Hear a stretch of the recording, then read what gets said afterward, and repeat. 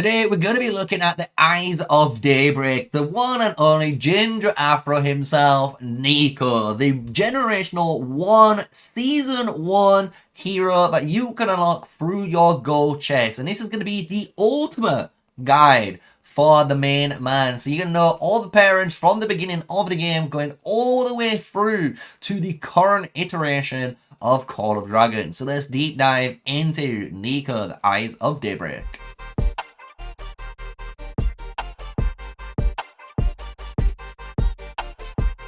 Hello everyone, yeah, smash a like, comment and subscribe for more daily videos with me, MrSneakyy, the one and only. And as you guys have always been doing, because you're an amazing community here and you've been growing every single day like always, you have voted for Nico. And if you want to vote, you can do one simple thing: hit the subscribe button, hit the like, hit a little comment down below, and you will get notified when I do any community posts, and you can vote for the next ultimate guide in the series, right? So what we're going to do is pretty simple. We're going to go break down all of the skills. We're going to go down all the pairings, the artifacts, the war pets, and obviously the talent pages that you're going to be needing for this hero, right? So his skills are very simple, and the ones that you do really care about when it comes to Nico is the first skill, the third, and the fourth skill. This is because the second skill for this hero is an engineering based skill. This is honestly doesn't really do anything for you in the game because you really do not use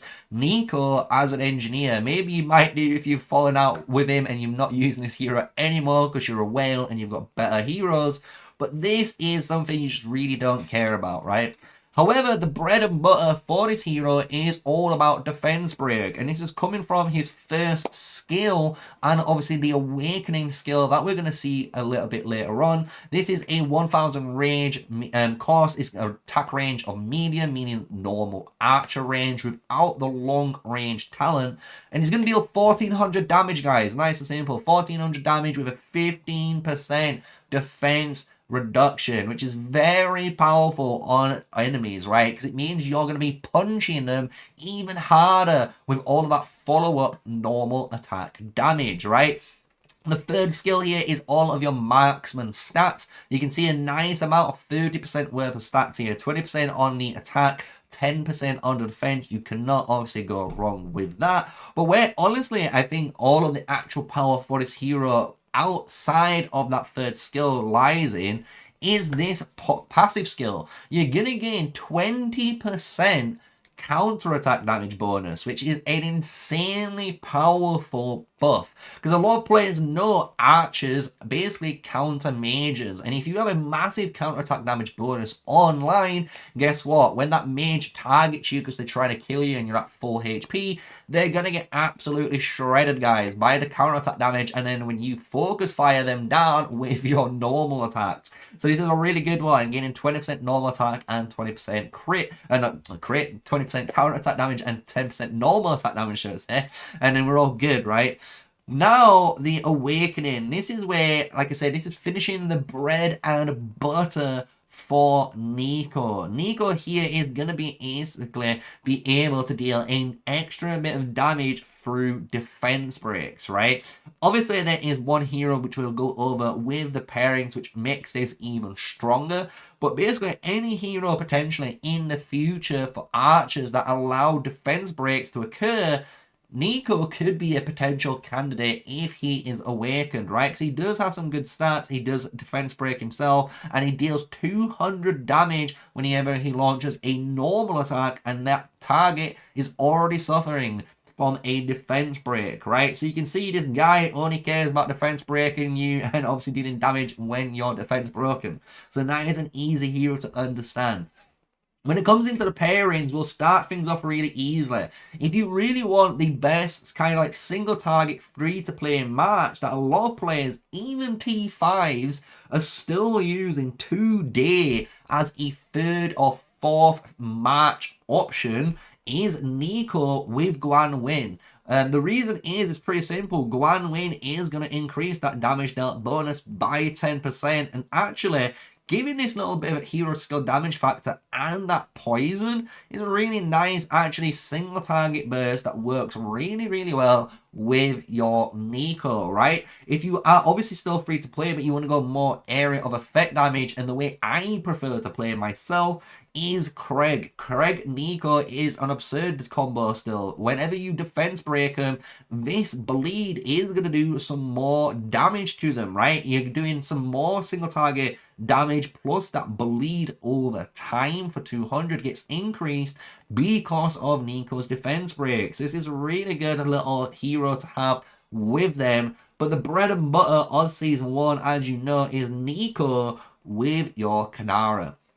Nico Kanara is a really powerful combo for obvious reasons. Kanara is going to reduce all of the damage dealt on that target with your pair, but what makes her so powerful is when you awaken them. When you awaken this hero and she actually inflicts a defense break through her own normal attacks, you can see where this is going, right? Her normal attacks can defense break you. Now, his normal attacks can deal damage if they've been defense broken. And if you haven't done it, he's going to defense break you anyway, right? So it's a really good combo that you can run straight away from Season 1, right?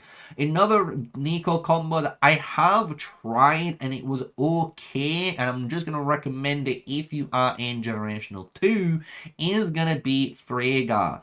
Freyga is actually a very versatile hero that's not only dedicated to Syndron, that many people will believe, just because of the fact that she has some really good stats that she's able to bring to that match. Obviously, defense breaking them and then increasing your own crit rate straight away afterwards is very, very scary to that match, meaning you're going to do an insane amount of single target burst through normal attack damage with that Nico. It's not the super optimal match, but it is a match that is honorably being mentioned here in this guide.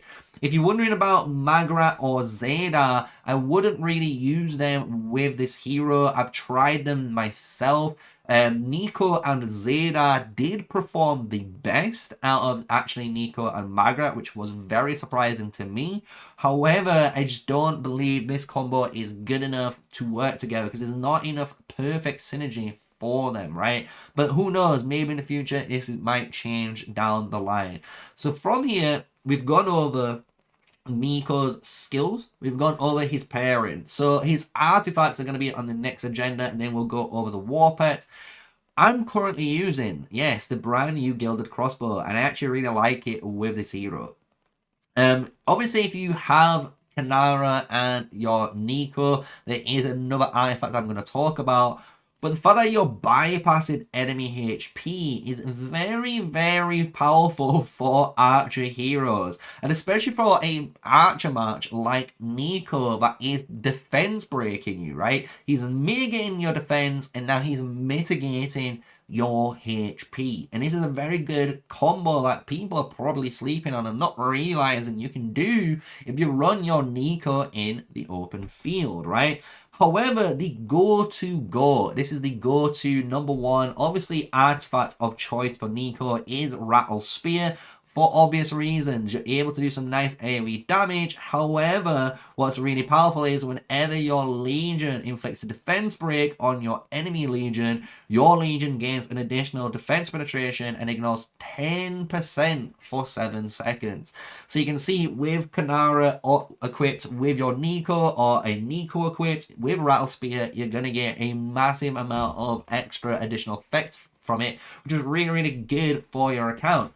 Obviously, if you don't have any of these artifacts and you're looking at other options for you, obviously Shadow Blades, right? Shadow Blades is the go-to-go. This is the thing that you're going to unlock through gold keys. It's a nice amount of AoE damage. It does some really good stats as well through the attack. It just makes you deal a bunch of damage, right? Nice, easy one.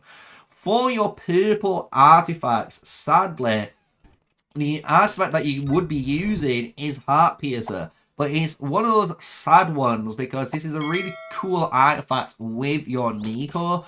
However, it's a 65% chance. Remember that. 65% chance to defense breaks. It's not a guarantee compared to other areas in the game, right? So this is one thing you need to remember. However, it is still a valid option for free-to-players and low spenders, so don't just discount it.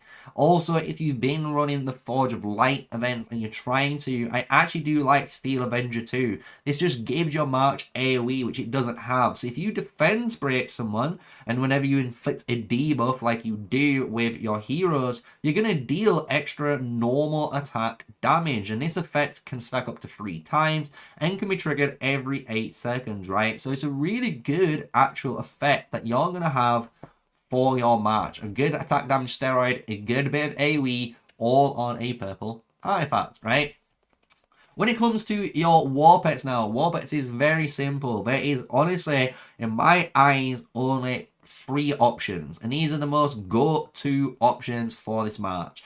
Snow Peak Rock, right? This is obviously the obvious choice. Because the whole Snow Peak Rock wants you to defense break. Once you defense break, it's going to deal some really good damage, right? We've got 2 different ones you can see here for our 2 different Snow Peak Rocks, all having the same basically damage output, right? Once we've got this Snow Peak Rock, you might be wondering, what are your other options? You have 2. One of them, if you are really obviously getting focused in open field, is the Sand Lizard. Sand Lizard is actually a very underrated war pet. This war pet is very powerful for healing and putting the self-healing combo with Tranquility and Divine Blessing. And follow-up, it just allows you just to keep healing and healing and healing your March, keeping your obviously March above the white bar as much as possible, so your normal attacks do more damage. So very powerful combo for you guys. As well, if you want to go more of the offensive option, as you can imagine, the Venomous Lizard is a really good option with Nico because of the counter attack damage. You can pair this with a Nico Kanara and you're going to be fine, guys. Even Nico Guan Win with Venomous Lizard, all of that damage is increased by 10% because of the Guan Win. So you can take advantage of these 3 pets with your Nico when it comes to picking, you know, what pet you want depending on what pairing you are going for. So, with that, and the clap being made, we're going to go into the talent pages. So I hope you guys have enjoyed today's video, and you've probably been noticing so far as I've been going down, my chair is broken and I've been lowering and lowering and lowering over time, if you've probably noticed of this video. But we're going to go into the talent pages. I'm going to rock 2 main talent pages that you guys should be running when it comes to your Nikos. So welcome to the very first talent page for Nico. This is honestly the bread and butter PvP build that I'm going to recommend for you guys, that you can honestly whack on your Nico and he's going to be good in all of your PvP scenarios, and you can pretty much use this if you want to do a little bit of your PvE, you know, behemoth raids, but it's not going to do that much damage compared to the other build that I do prefer myself. But this is a really good option if you want to go down the marksman tree, and the benefit of doing this is you get access to obviously some powerful, and I mean powerful, buffs in the later tree of it. So what we're talking about is when you go into the marksman tree and we start off here, you are going to get access to 15% march speed with 2.5 extra attack and 1.5% less damage dealt. This is amazing. The fact that we're not taking as much damage with those archer units is very powerful. It means we can obviously sustain longer in the open field, deal more damage. From here, I really do like Shower of Blows. The fact that whenever we cast our rage skill, there's a 50% chance that the next rage skill is going to deal 8% more damage. Love it. I just really like this. It's a nice little bit of just a free steroid. However, and this is what we're talking about now, going into the later stages, we're gaining Delight through the beautiful, obviously, 2.5 extra HP we're gaining from our combo here. Delight is such a good and underrated talent here. You get 15% rage accumulation speed, which is so powerful above 50% HP, which is what you want. When you're above 50%, you're doing the most amount of damage, so why not try and capitalize on that? From here, and I really do like doing this, I go Last Word. You get 4% counter attack damage from doing this, and then finishing out with Pursuit, which inputs a fragility trigger onto the target, and it will make sense in a moment. So what this means is whenever we cast our rage skill, they're going to take even more normal attack damage than they originally are taking, which is really good for us, right? But this 4% counterattack damage is very important because when we move into the precision tree, you're going to see we get another 4% here. And by going down the precision tree, we are going to go down for invincible. And this is where the combo of fragility and now invincible comes into tuition, right? You can see that whenever we're going to cast our rage skill, hopefully we get that fragility trigger. And then on top of it, guess what? Onslaught. We're going to increase our normal attack damage even further for that little time window of 5 seconds. So this is a really good base tree. This is one that a lot of players have been using for the longest of times.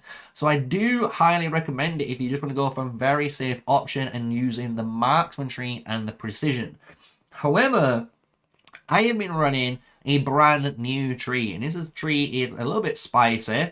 And it looks spicy, right? And because it is kind of spicy. And it is a precision tree build. And there's different ways you can go down this tree at the end that I will explain. So you are going to start in the precision tree. You are going to go down the 5% extra attack here. You're going to pick up the overall speed, the counterattack damage, and invincible. The reason we are going for this is because I do believe you need march speed on archers. And that's what's going to make it more powerful than I believe in the other build. This build gives you way more march speed compared to the last build. And it does sacrifice a little bit of the damage, but you will get more stat for stat per point, which is really powerful when you're thinking about, you know, if you're trying to mid-max your march. So from here, we're going to still take Invincible, and then we go up and get the Cool Under Pressure, which is pretty similar to Delight, but instead we're getting a normal attack damage bonus of 10% while we're above 50% troops. And then we get the beautiful 8% crit rate bonus and the 15% crit damage bonus on top. So we get the crit rate and now the damage, right? Really, really good for our talent page. And this is where I was talking about the ending of the talent tree. Mighty Slash or Mark of War. So if you do believe you survive long enough because you use like the long range talent in like the later seasons, Mark of War is actually going to be something that you could be using. 3% extra attack is nothing to shake about, and it does help mitigate some of the attack you have lost, obviously, from the long range talent. However, if you're not going to do that, obviously it makes sense to take Mighty Slash. This is just granting you an extra potential chance to trigger a normal attack, which is very, very powerful, especially when you defense breaking someone and they got lower defense. You kind of do want to hit as many normal attacks as you can in that window. So what we do from here is go down into the marksman tree, but we are only putting our points into the actual stats that we care about, which is obviously we forced into the attack. And what I have done is always put my maximum amount of points into march speed. This is granting me now 25% march speed, which is very underrated for an archer march, especially in the PvP field. And then on top of this, we're getting that 5% normal attack bonus. This is just straight up 1% extra compared to taking it over here, which is 4%. So this is why we did ignore it on that side. And then we've got the 2 points just to generate any bit of rage we can from our talent page, right, which is just 20 rage. It's better than nothing. You can maybe swap this out and then put it up into here, which is the exact same talent. Or if you want to go down one of these troops, you can go down those troops. It's up to you, right? But I prefer that little bit of rage generation. You will need it when you're using this build, right? So this is a more precision tree build with a little bit of the marksman tree. I've been enjoying these style of builds a lot more than actually going down heavy into, you know, one of these new sharp blows or bullseye combinations, right? So those are the 2 different actual talent builds I'm going to give you guys for Nico. They're the only ones you're going to honestly need to run when you're playing this guy. If you run the second precision tree build, I will tell you, you're going to do a lot more damage. And I mean a lot more damage in your behemoth raids. And in your behemoth raids, it's going to help you dodge all the mechanics because you've got the most amount of march speed to help you do that, right? Which is very, very key. And then it obviously transitions and helps you even further in PvP. So if you've enjoyed this video and this ultimate guide to Nico, when we've gone over the skills, the pairings, the war pets, all of the stuff you need for this seasonal 1 hero, you know what to do. Smash like, comment, and subscribe. And I will catch you guys in the next video.